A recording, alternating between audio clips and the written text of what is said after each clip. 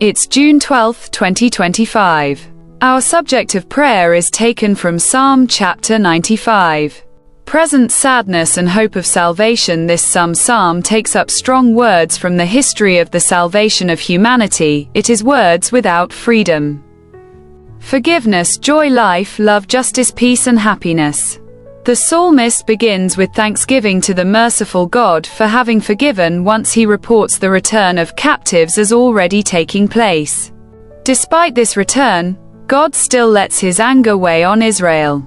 The people returned to this land by the favor of their God still have difficulties to overcome, which it is a question of remaking everyday life and reviving one's faith.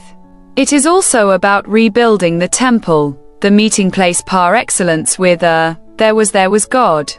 And make your breasts that a prayer rises to request the restoration of all things and allow the people to live in justice and peace. For God is loving and faithful in his promises. What God has yet given will far exceed his past goodness.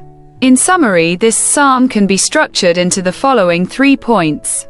The first point is verse 2 to 4, which mentions God's mercy at other times. Verse 5 to 8, it is a prayer for recovery. May God appease his anger and grant salvation. Verses 9 to 14 expresses to us an optimism of salvation. God is love and faithful, we promise each other. Verse 11 and 12 are worth understanding. 4 key words are contained in this verse.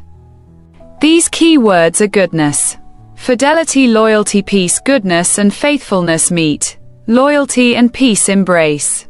In other words, when the goodness of God meets in man and fidelity to the principle of the wind.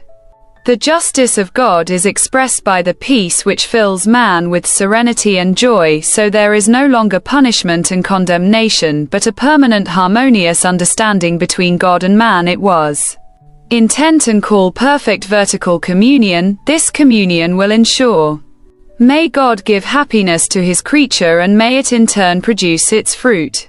Make verticality translates into the fidelity which will sprout from the earth. That is to say, the fidelity which will sprout from man, and justice, and which will come down from heaven, that is to say, the justice which will descend from God. So once we have tried to understand the message, what is our thought for the day for this psalm?